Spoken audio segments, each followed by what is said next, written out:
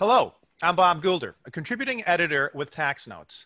Today, we're going to take a closer look at how it is that the OECD came to be the global leader in setting tax policy. Now, if you've spent any time at all over the last few years following emerging trends in international taxation, surely you will have noticed that the OECD seems to have their hand in setting standards and influencing how those standards are going to be interpreted by governments all over the world. In short, these are the people who basically serve as the guardians, if you will, of things like the permanent establishment doctrine or the arm's length standard in transfer pricing. And it's interesting because the OECD themselves, they have no legislative authority at all. None whatsoever. They don't pass laws. In fact, they can't. Yet they've been setting these standards for decades and they've become quite prominent. All this makes us wonder, who put them in charge?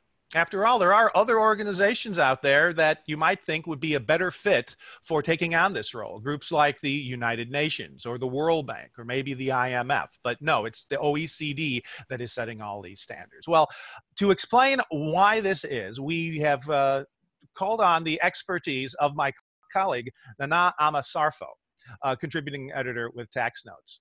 Ama, thank you for joining us. Thank you so much for having me. It's great to be here.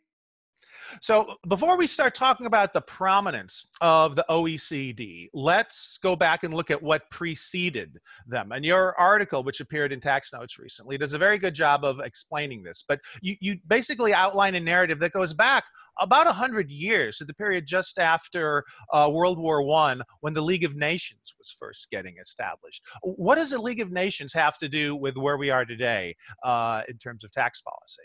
So the League of Nations actually has quite a bit to do with our current international tax system. So the League was created after World War I to promote world peace.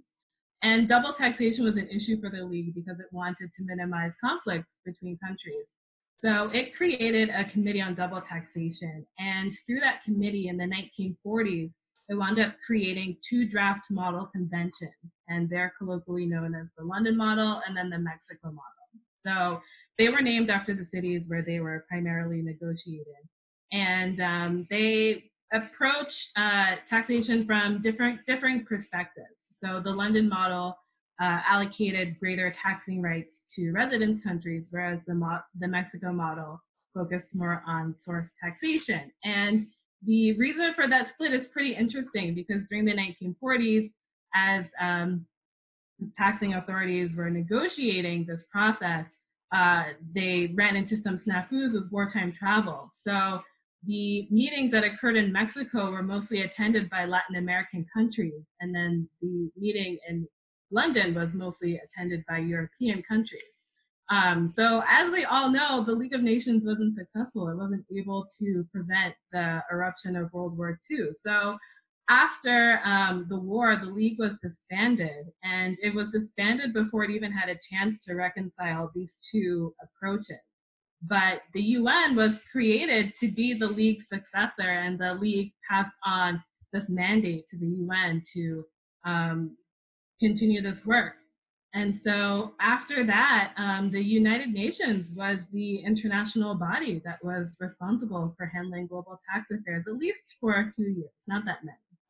And when we talk about the United Nations, they've got these days almost 200 members.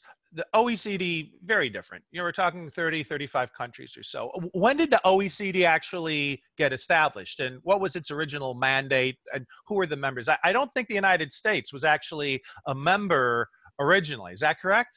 That is correct. The United States was not an initial member, but it did play a really big role in how the OECD came to be. So just like the UN, the OECD traces its origin back to the post-World War II era. And, you know, after the war, Western Europe was in rubble and needed to be rebuilt. So the United States sent over billions in foreign aid under the Marshall Plan.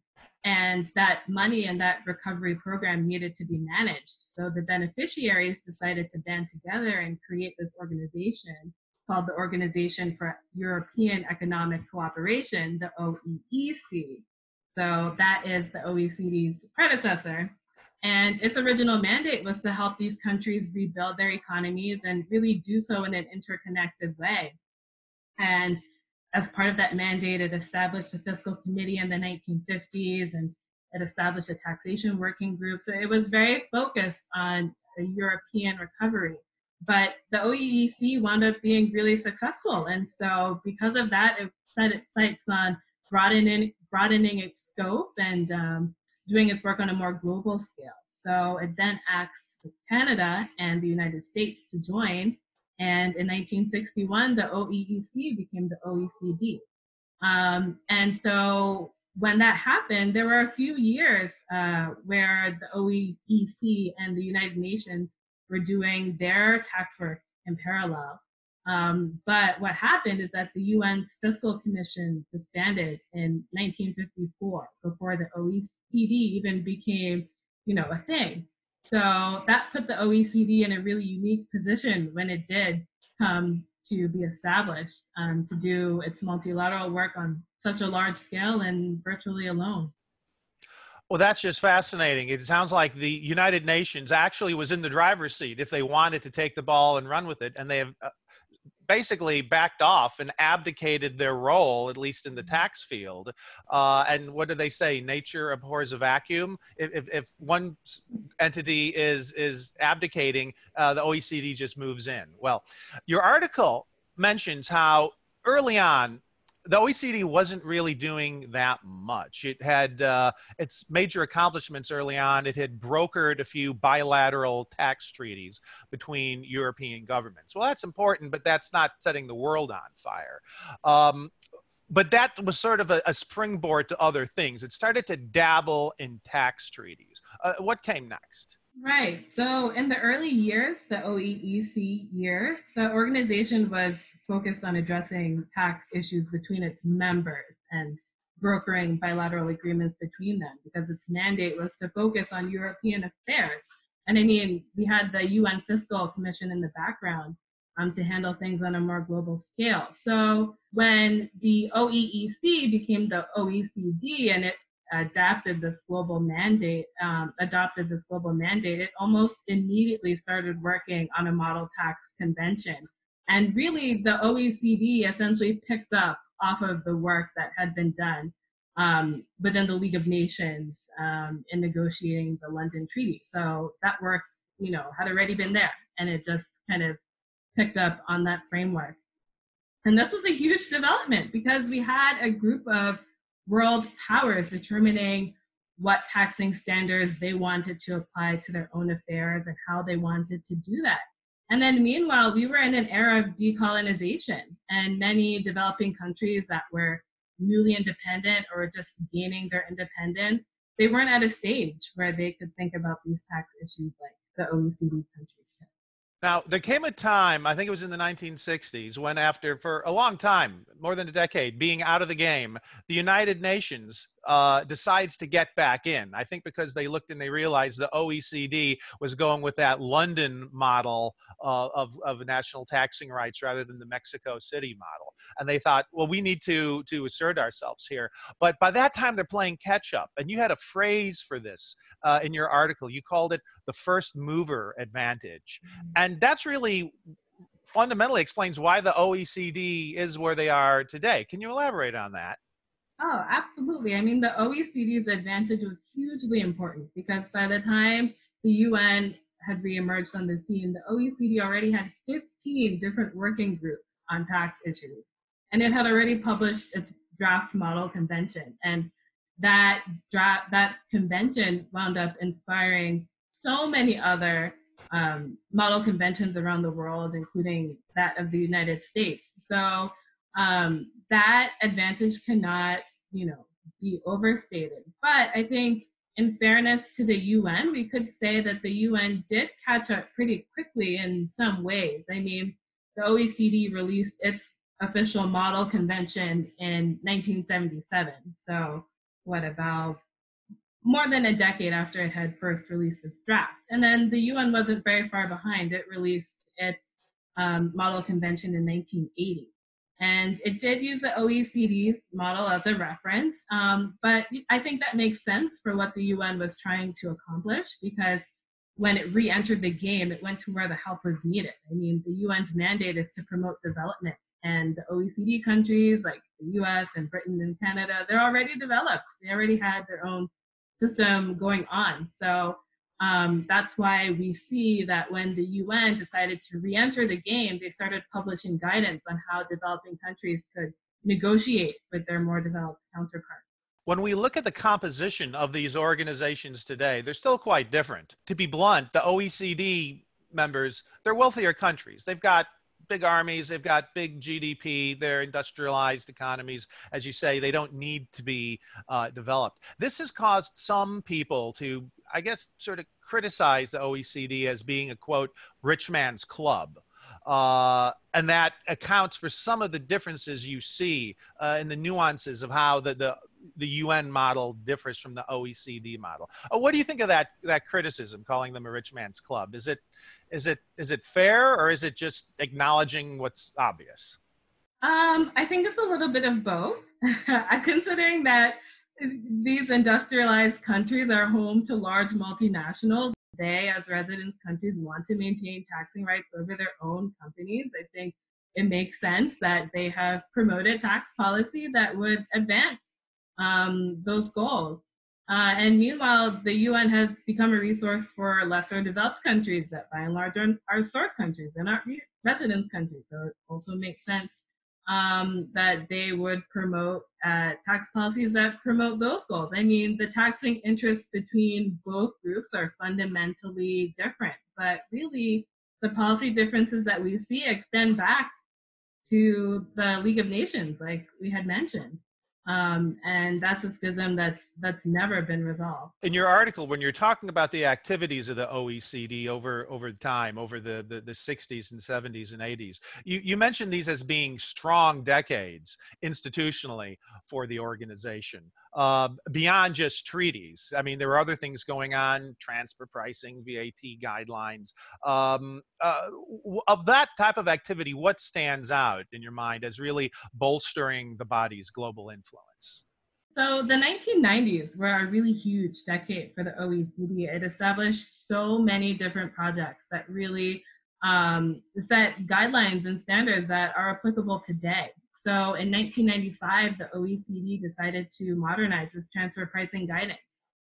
It's something that it hadn't looked at since the 1970s when it had published a report on transfer pricing issues. And so those 1995 guidelines were huge because they cemented the arm's length principle as the OECD's transfer pricing method of choice. And as we all know, I mean, the arm's length principle is a rather controversial subject at times. But after that, then the OECD followed up 3 years later. It had received a mandate from the G7 to look at harmful tax practices. So it created this highly influential report looking at how OECD countries can eliminate harmful tax practices and, stop unfair tax competition. And the organization wound up following up with that with a tax haven blacklist, which again was a controversial subject. But then also at the end of the decade, the OECD decided to look at how e-commerce, cross-border e-commerce should be taxed. And that was a really huge project, as I mentioned in the article, because it was, I believe, the first time that the organization had decided to take such a big initiative and take input from non-member states.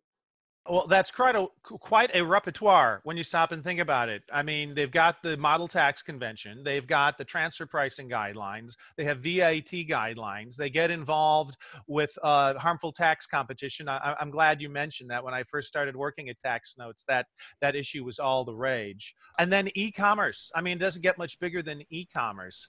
It's not a tax issue per se, but it fundamentally transforms how companies all over the world are doing business, including the business of tax administration. In some ways, that's an issue they're still struggling with.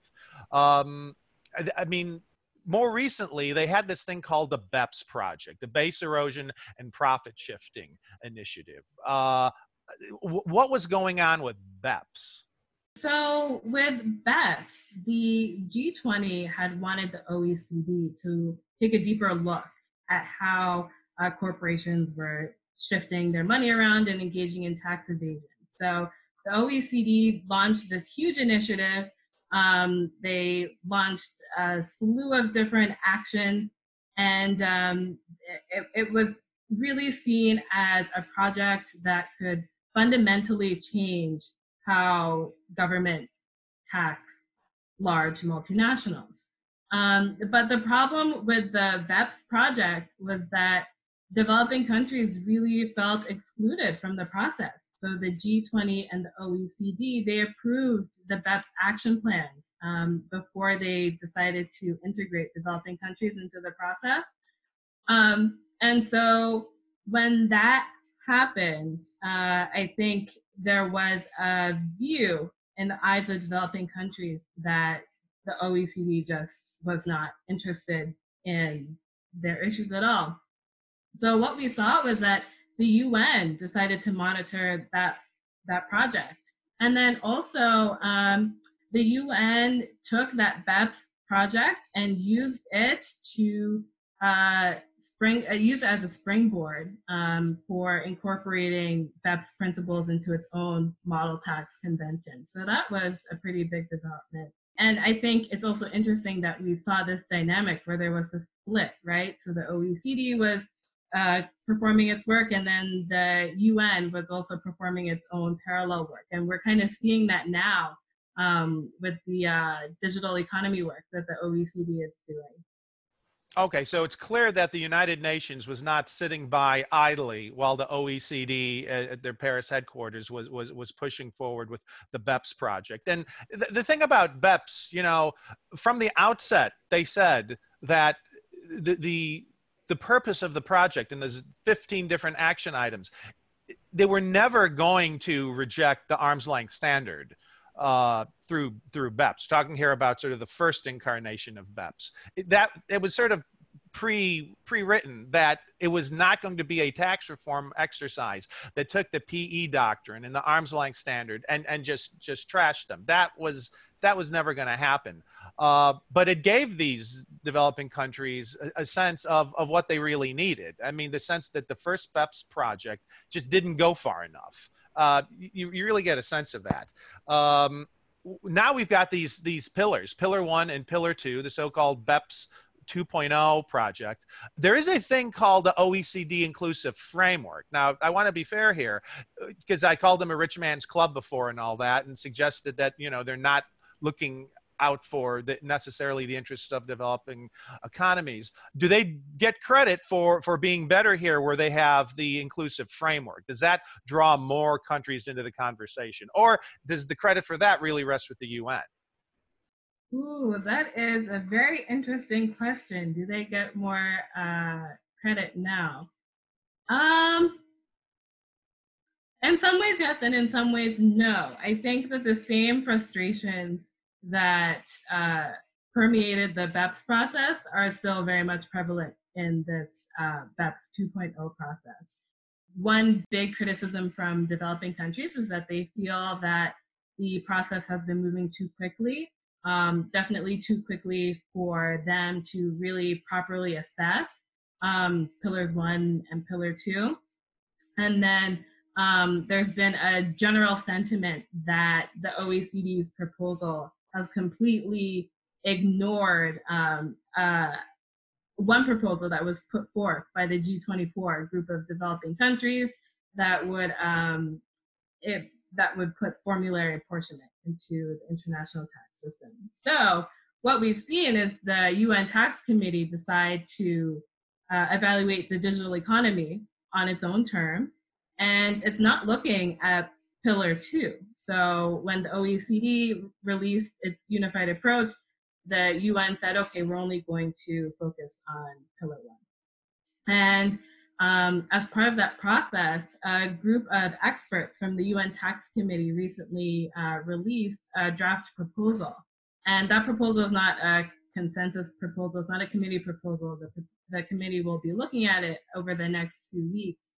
But they are solely looking at taxing digital companies, unlike the OECD approach, which has a split between digital companies, and then consumer-facing companies.